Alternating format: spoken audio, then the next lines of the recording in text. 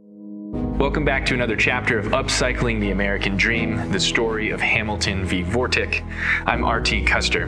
Make sure that you stay tuned to the end, where I let you know the best way to follow along and see the next chapter.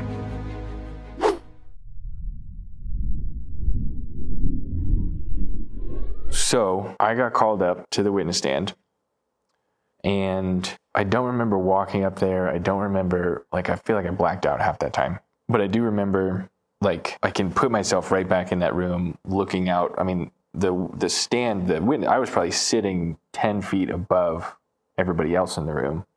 And I was probably 30 feet, 40 feet from you and everybody else in the kind of the audience. And then to my right, right here, just slightly below me, was the court, the note taker, court reporter. So she's typing every word everybody says, which is, right here and highly distracting. And then, if she's 3 feet below me and over this way, then 4 feet above me and over this way is Judge Nathan. And she was stoic, most of the time. She was just a rock. She is so good at her job. Very intimidating, but also somehow kind and understanding at the same time. She was doing her job.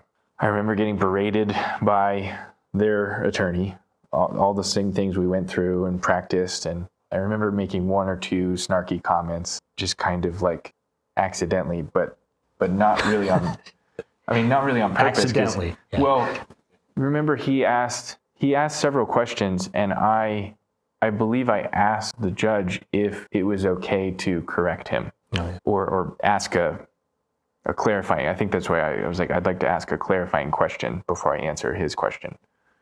And that frustrated the heck out of him. So if I recall correctly, just thinking about why he was asking this question, trying to get, and basically what they were trying to prove was that we were either altering the watches in some way, or basically they wanted to prove that we were using the Hamilton name or the Hamilton word to make money.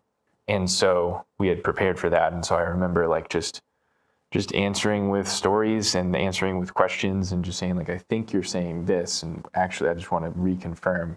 I remember it felt like 20 minutes describing the lever set mechanism that old railroad pocket watches have. And I went down the rabbit hole of what was the safety mechanism on the railroads, and we do this and this is how it was. And Hamilton made some great railroad pocket watches. My favorite part, and I think the most impactful, was Exhibit A. And I remember taking this watch off, and I think you were questioning me at that point. Yeah, I at that time it asked for its admission. I also tried to get the box in. The judge let that come in.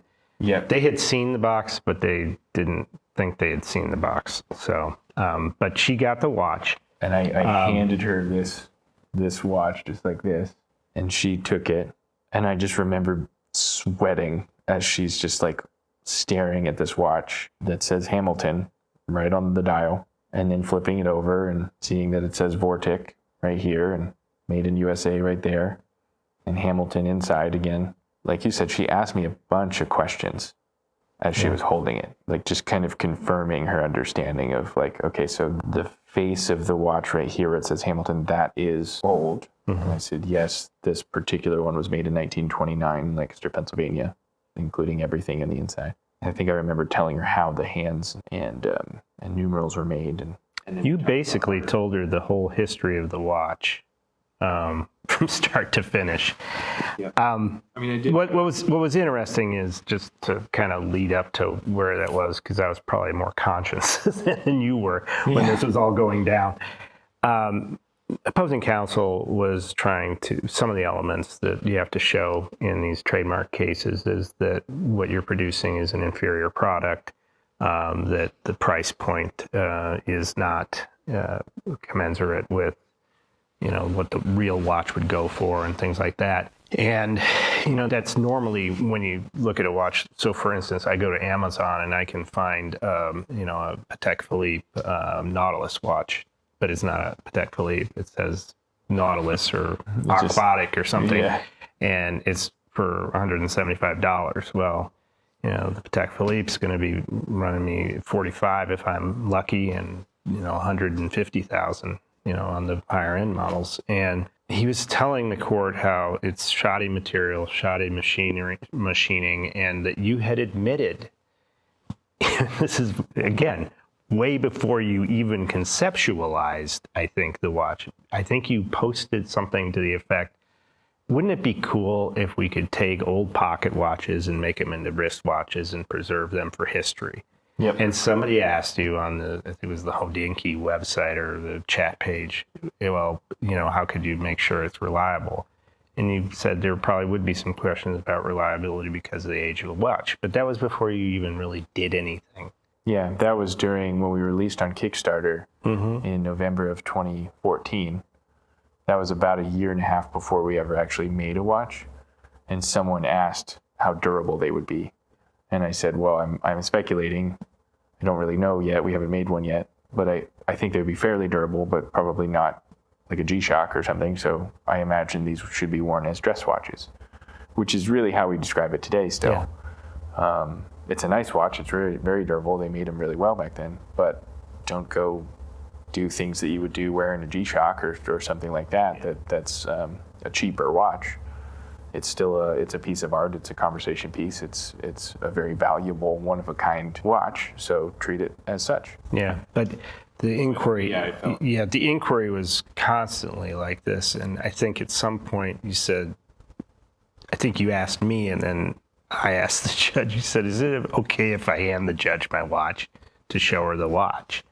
I don't remember the process and procedure around that. We were going to introduce it anyway, but at that point she looked at it. And when you look at these, I mean, this is not a cheap watch. And it's clear that this is a preserved watch because when you look at the back, Vortic is all over it. When you look at the ad that you produced that was the subject of the lawsuit, Vortic is everywhere. It just so happens, by the luck of the draw, you picked a Hamilton face to put on that ad.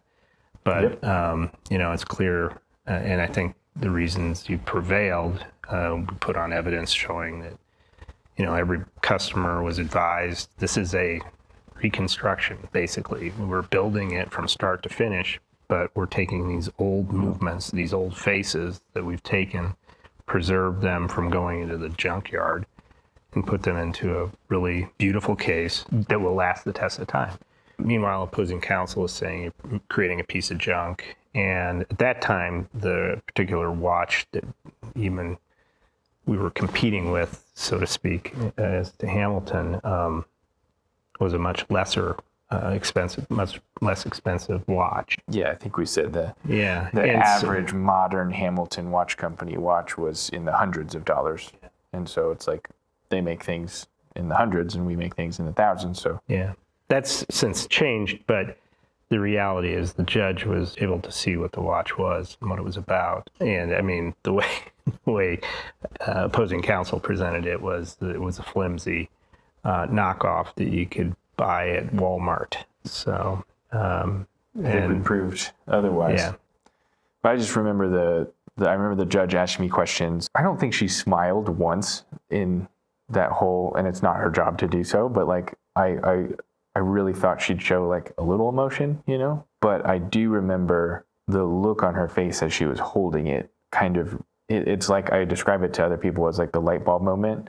And that's why I do those art shows and those trade shows. And I try to put a Vortic watch in a customer's hands, because when the light bulb goes off and it's like, oh shit, everything inside is 100 years old. And then we make the outside, when they finally cross that bridge into like, okay, wow, I could see that moment in her. And then I think at that moment, and obviously when you read her opinion on it and her judgment afterwards, you can see this come out. I think at that point when she was holding the watch is when she started to take them less seriously and us more seriously, and really I felt like, shit, like we might be able to win this thing. Yeah, I think I even said to you at some point after the trial, it was kind of the proof is in the pudding.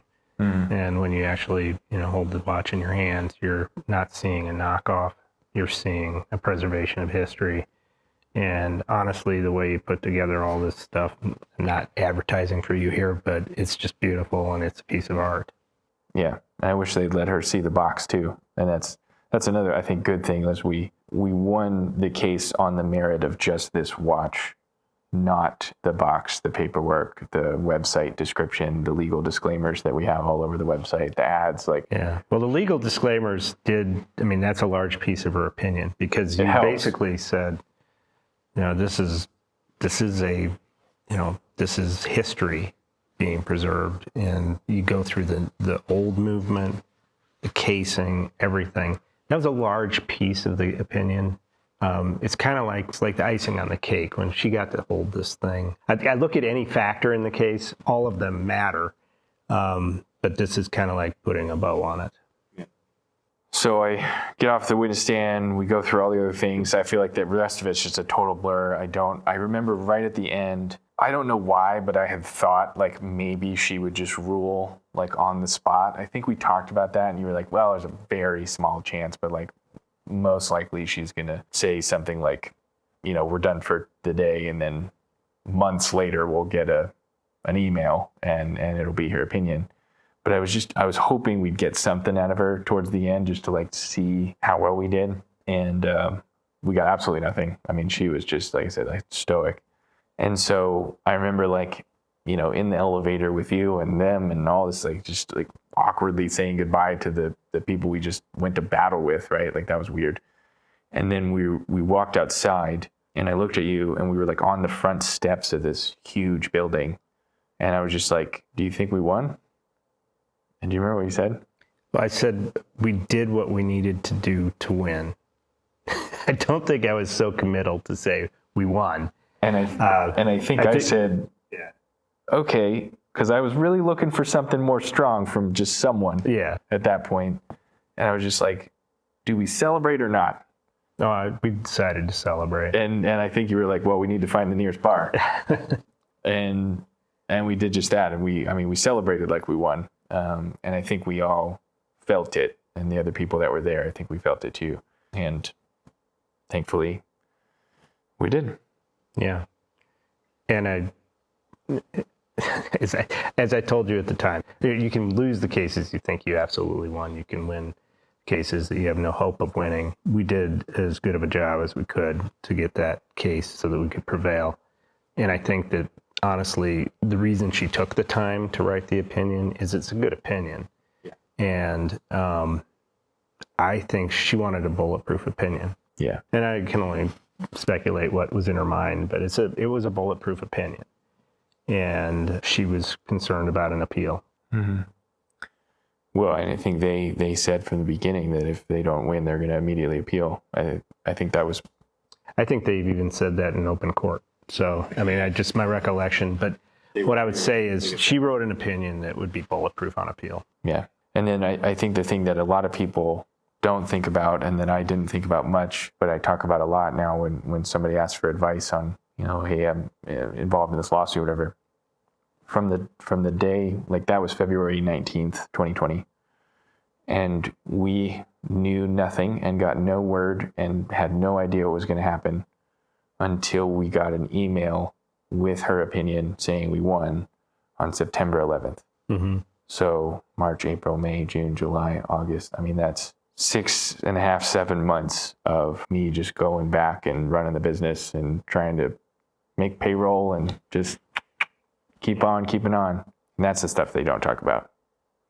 These days, these like 24 hours of us like working on it were obviously fun and exciting and interesting and stressful, but it's the 6 months in between each one of these stories that we're telling that is honestly the hardest part. Yeah, and on a TV show, you don't see the mental anguish of 6 months. You see a trial and the ruling. And that's unfortunately the reality of our legal system. Mm-hmm. But in this case, the judge wrote an excellent opinion. Even if we had lost, I think she would have done an excellent opinion, whatever way, she would have drafted it. But she didn't want to be reversed. And this is a pretty important opinion. Agreed. Thanks for watching another chapter of Upcycling the American Dream. It's important to note that all the viewpoints, stories, and facts shared in these chapters are coming from me, myself, and I, Robert Thomas Custer. They are mine alone and are not shared by Vortic LLC, Vortic Watch Company, and its related parties. For our full legal description and our full legal disclaimer, go to vorticwatches.com/victory. You'll also find at that link a special offer and a link to pre-order our upcoming book. Again, vorticwatches.com/victory.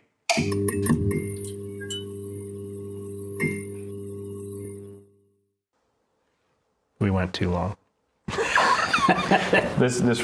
That was the big one.